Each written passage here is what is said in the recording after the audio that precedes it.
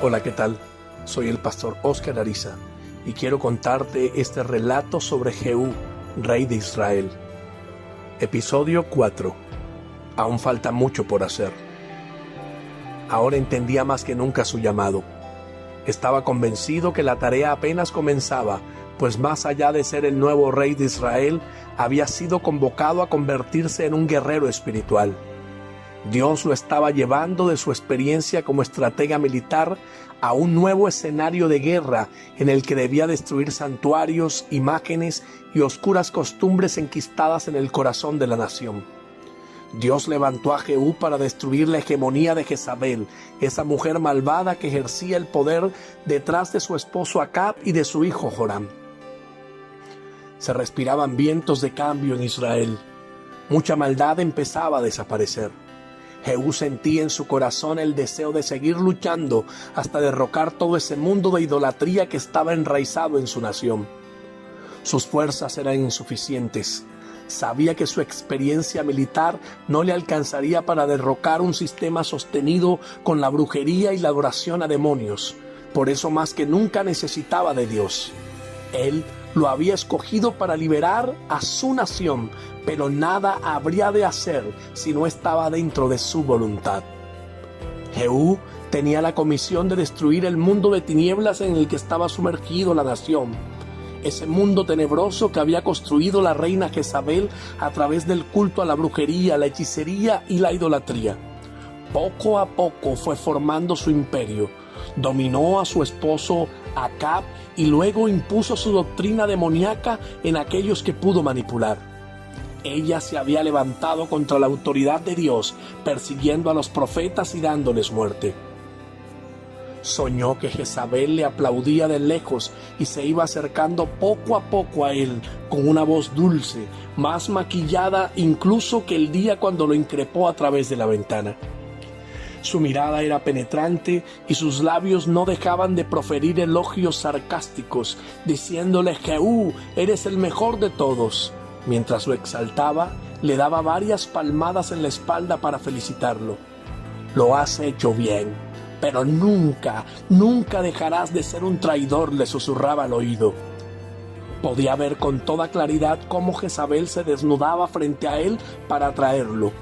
En medio del sueño, sabía que esa Jezabel era una fuerza espiritual diabólica que trataba de engañarlo, mancharlo y destruirlo, así como había matado a los profetas de Dios. Conocía su maldad, pero se sentía sin fuerzas para oponérsele. Jehú sabía que estaba muerta, pero en el sueño le era tan real que cuando comenzó a llorar acusándolo de malvado, sintió que debía consolarla. Se sentía atraído a darle ánimo, pero de repente un ángel de Dios que lo protegía desenvainó una espada y lanzándose contra la malvada mujer, le cortó la cabeza que aún separada del cuerpo seguía dando fuertes alaridos. Se despertó sudoroso, fatigado por el sueño. Sentía que había estado guerreando con mayor rigor que en esas batallas físicas libradas contra otros ejércitos. Aunque no había forcejeado, ni mucho menos había hablado palabra alguna contra ella, sabía que la batalla estaba ganada. Dios, una vez más, le había dado la victoria. Dios había tomado el control. El imperio demoníaco que ejercía influencia sobre Israel se estaba desmoronando paso a paso.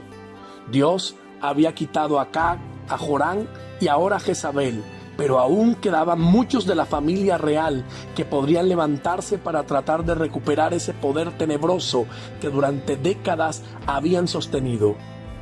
Durante décadas lo habían enraizado en Israel con ritos maléficos y con persecuciones para obligar a la gente a permanecer en sus falsas doctrinas. Necesitaba mostrarse como alguien libre de ambiciones. Era un militar que conocía y respetaba el código de honor de todo guerrero.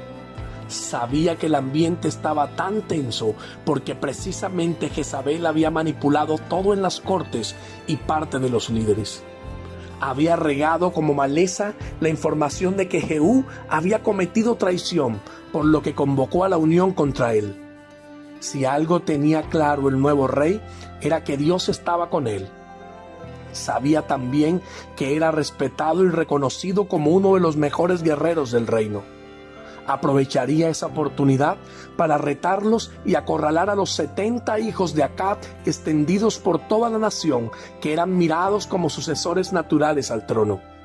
Así que hizo escribir cartas a los líderes de Israel que fungían como tutores de ellos, donde les pedía que escogieran al nuevo rey y usaran todo el poder y la capacidad bélica que tenían para que uno de los 70 hijos librara una batalla contra él y así disputar el trono.